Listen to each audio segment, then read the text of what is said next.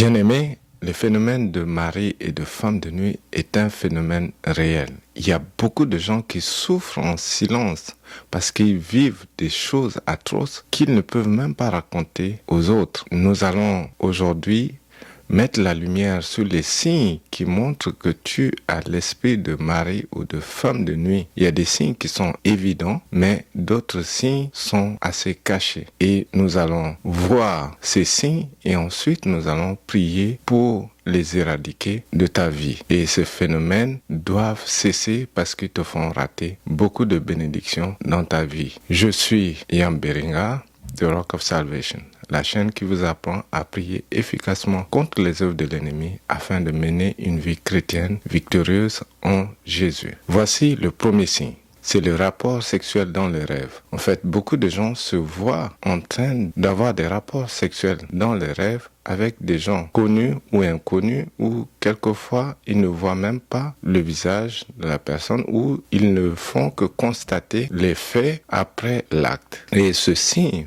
montre que tu as un esprit de mari ou de femme spirituelle, et ça peut être un esprit, ça peut être un sorcier qui est animé de cet esprit qui vient maintenant coucher ou abuser de toi pendant ton sommeil. Et nous allons prier pour que cela s'arrête. Et beaucoup de gens ont été violentés, beaucoup de gens ont été violés étant dans le rêve. Si tu vois que tu as des rapports sexuels dans tes rêves, ce sont des signes qui montrent que tu as des maris et des femmes spirituelles dans ta vie. Dans la parole de Dieu, on voit ce phénomène déjà à l'origine. On voit cela dans Genèse 6, versets 1 à 2. Quand les anges déchus sont arrivés sur terre, ils ont commencé à s'unir aux hommes. Quand les hommes commencèrent à se multiplier sur la terre et qu'ils eurent des filles, les fils de Dieu virent que les filles des hommes étaient belles et ils prirent pour femmes celles qu'ils choisirent parmi elles. Donc c'est un phénomène qui date depuis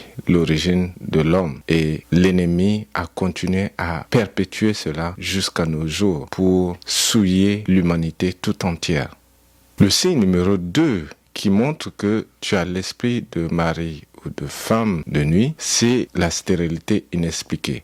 Les gynécologues trouvent qu'il n'y a rien qui t'empêche de concevoir des enfants, mais les grossesses n'arrivent pas. Ou bien quand tu as une grossesse, ça n'arrive pas à terme et tu perds l'enfant à un moment donné. Les fausses couches se multiplient.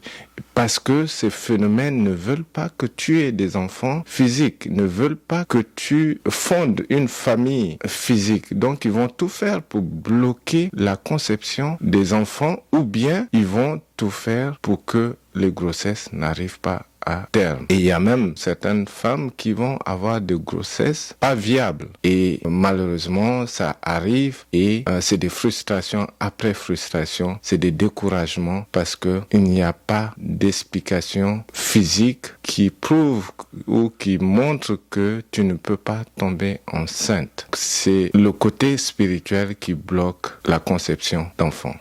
Le 3, c'est des problèmes dans les organes de reproduction. Il y a beaucoup de choses qui se passent et tu ressens cela dans tes organes de reproduction. Ça peut aller de démangeaisons à des picotements, à des mauvaises odeurs. Et tout cela arrive pour t'empêcher en fait de t'épanouir. Et il dépose cette souillure, il dépose cette saleté en toi au moment de rapports sexuels spirituels. Ou ça peut arriver également lors de rapports sexuels avec des sorciers et des sorcières. Donc, ils déposent leur souillure, leur saleté en toi. Voilà pourquoi tu connais ce phénomène. Il y a des picotements ou des sensations d'aiguille dans le bas-ventre ou bien des sensations de boules. En fait, cela vient pour bloquer toute conception de bébé. Ils placent des boules où tu sens des animaux qui bougent même dans ton corps. Il y a des animaux ou des choses qui bougent, des objets qui bougent dans ton corps. Et l'ennemi place ces choses pour t'empêcher de t'épanouir. Il y a aussi des règles douloureuses, des saignements abondants ou des règles irrégulières. Il y a des fibromes, il y a des kystes, des myomes. L'ennemi essaye de bloquer ta conception,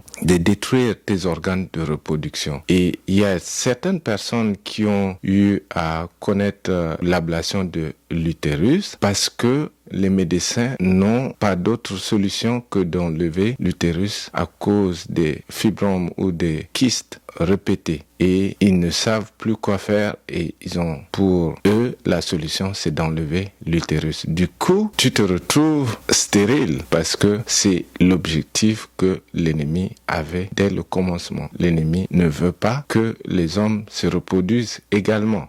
Le 4, ce sont les phénomènes bizarres. Tu peux te retrouver sous le lit en train de dormir et le matin, tu te retrouves au sol, tu es complètement nu et tu ne sais pas comment c'est arrivé. Ou bien tu peux être éveillé mais sur le lit et tu te retrouves projeté par terre et tu ne sais pas comment cela arrive, tu ne vois pas la personne. Ou bien tu es couché sur le lit mais tu sens la présence de quelqu'un à tes côtés. Tu sens même sa respiration, ainsi de suite. Et il y a beaucoup de gens qui connaissent ce phénomène ou bien ils voient une ombre passer alors qu'il y a personne qui se trouvait aux alentours. Donc, quand tu remarques ces phénomènes, il faut te lever dans la prière parce que il y a la présence d'un mari ou d'une femme spirituelle.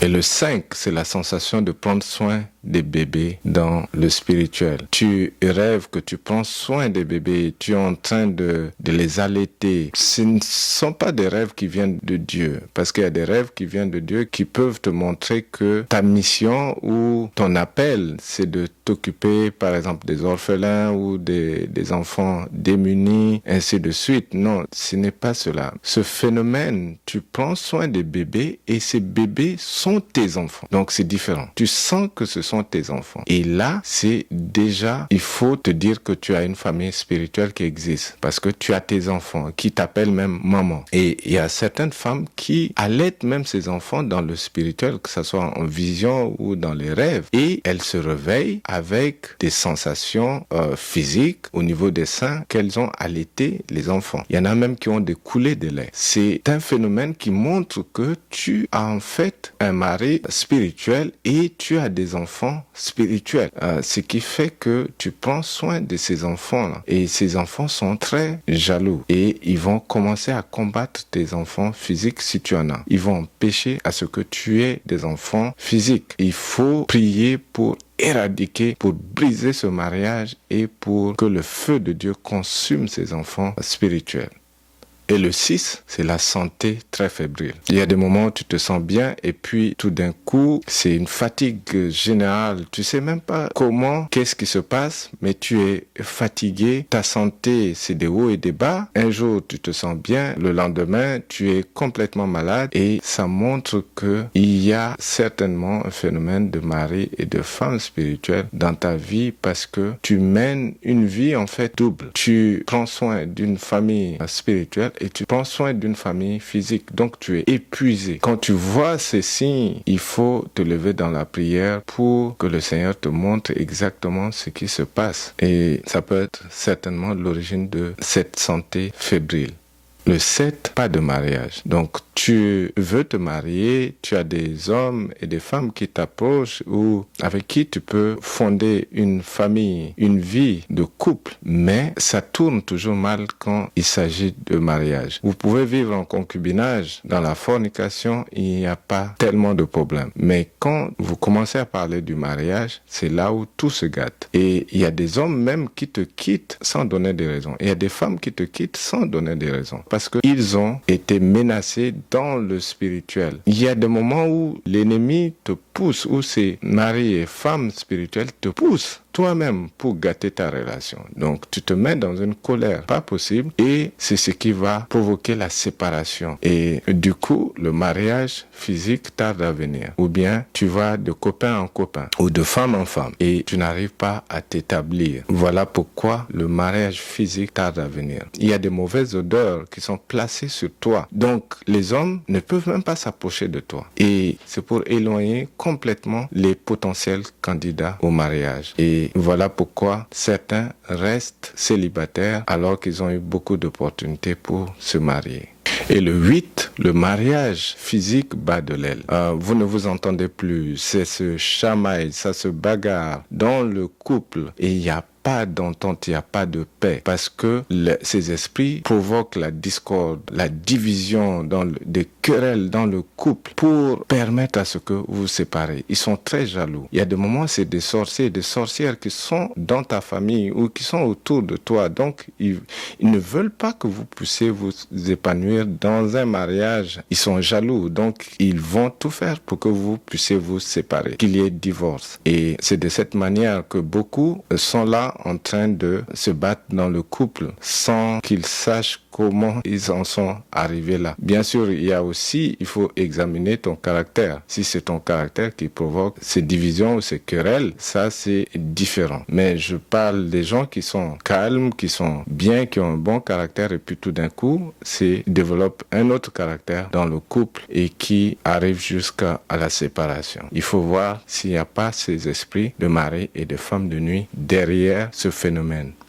Et le 9, c'est échec cuisant au bord de tes percées. Au moment où tu as une interview qui promet, tu vas avoir une visitation d'esprits et de femmes spirituelles dans tes rêves. Et ce boulot que tu devrais avoir, qui promettait, tout d'un coup, personne ne s'intéresse à toi. Ou tu reçois de mauvaises nouvelles. Ou tu peux être dans les affaires et tu as des contrats qui promettent et ces contrats sont annulés au dernier moment. Il y a toutes ces choses qui peuvent te montrer qu'il y a cet esprit de mari et de femme spirituelle qui vient au bord de ta percée pour aspirer tout ce que tu as comme bénédiction, tout ce qui te permet d'aller de l'avant, tout ce qui te permet de changer de vie. Ces esprits-là vont combattre ces choses. Donc, fais attention à ceci. Quand tu as un examen et tu as des rêves sexuels et les examens ne marchent plus, tu connais des échecs après échecs. Il faut te lever dans la prière pour briser cet esprit qui vient combattre ta percée.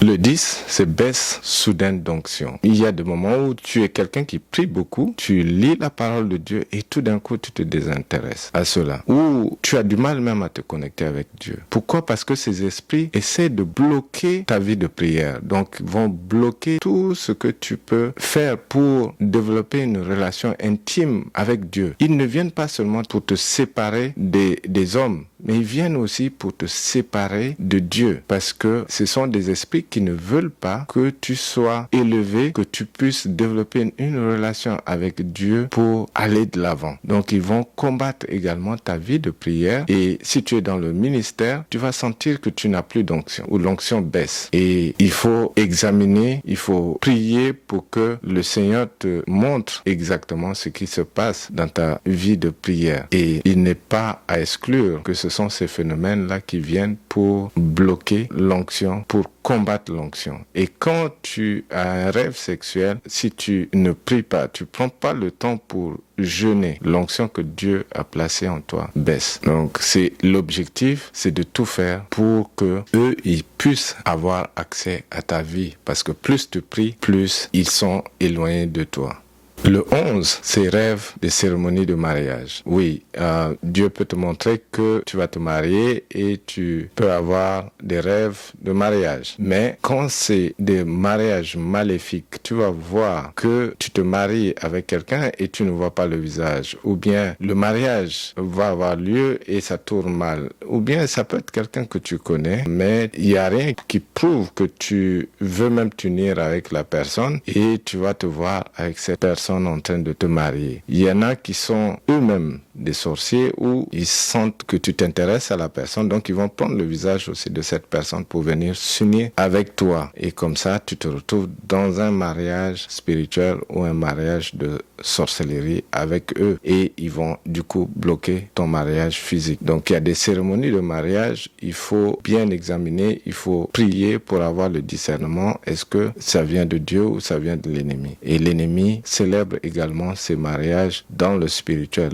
Voilà Voilà pourquoi tu peux te voir avec des gens et tu es en train de te marier et tu as du mal à voir le visage. Quelquefois, c'est juste les échanges des alliances. Et fais aussi attention au public, aux gens qui sont des témoins de ce mariage. Si tu vois que c'est des gens qui sont dans la sorcellerie, que tu connais déjà, que ces personnes sont des sorciers, il est fort probable que c'est un mariage maléfique et il faut absolument les briser. Il faut prendre ton temps, jeûne, et brise ce mariage. Amen.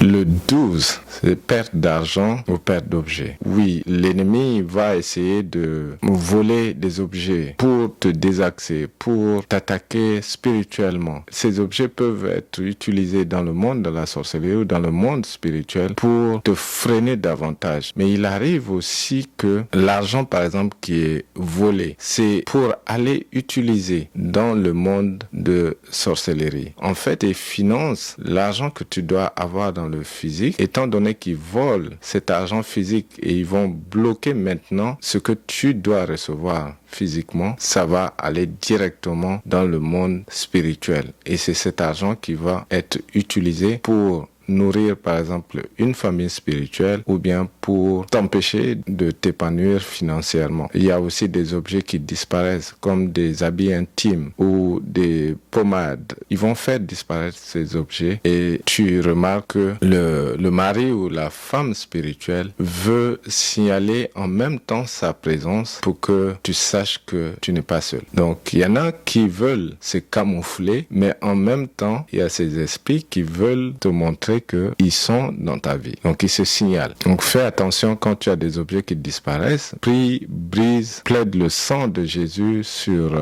ces objets pour que l'ennemi n'en tire pas profit. Amen.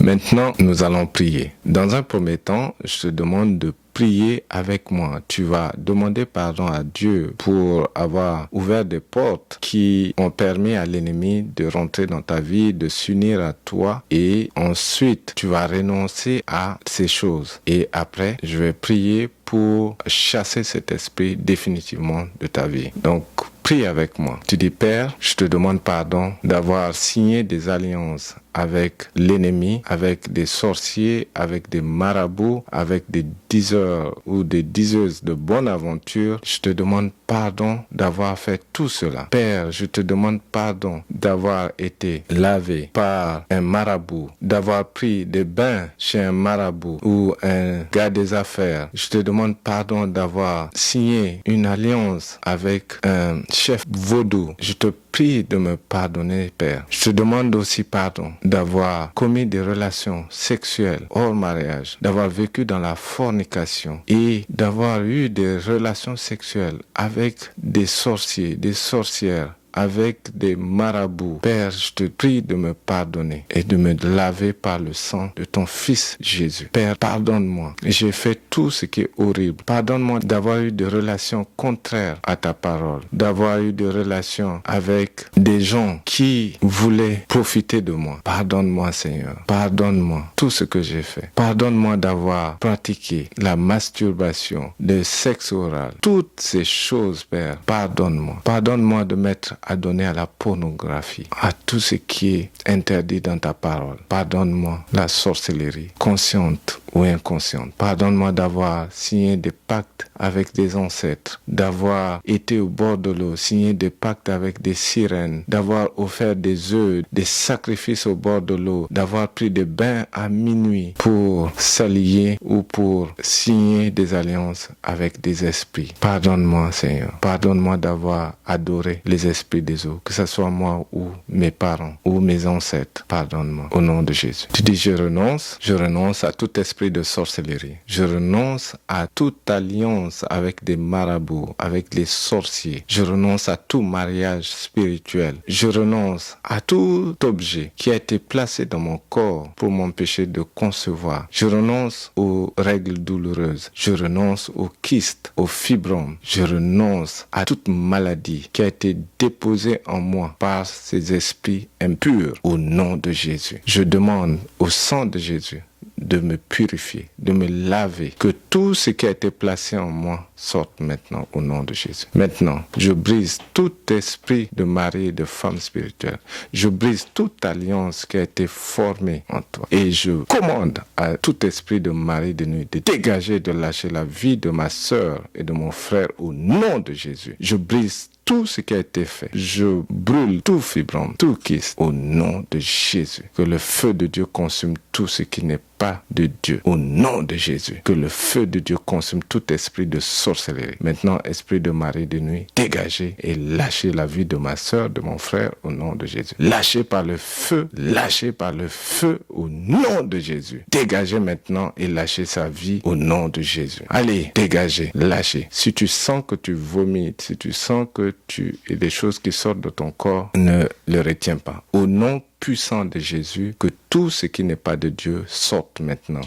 Je brise tout ce qui vient bloquer les règles. Au nom de Jésus, je brise cela par le feu de Dieu. Et je brise tout ce qui a été fait pour attacher les trompes au nom de Jésus. Merci Seigneur. Merci Seigneur. Que tu sois restauré. Sois complètement restauré par le feu de Dieu. Au nom de Jésus. Sois béni. Sois béni. Que ta vie fleurisse maintenant. Que ton mariage soit restauré. Que ta famille soit restaurée. Au nom de Jésus. Sois complètement restauré. Sois lavé. Merci Seigneur Jésus d'avoir restauré la vie de mon frère, de ma sœur. Merci Seigneur. Au nom de Jésus.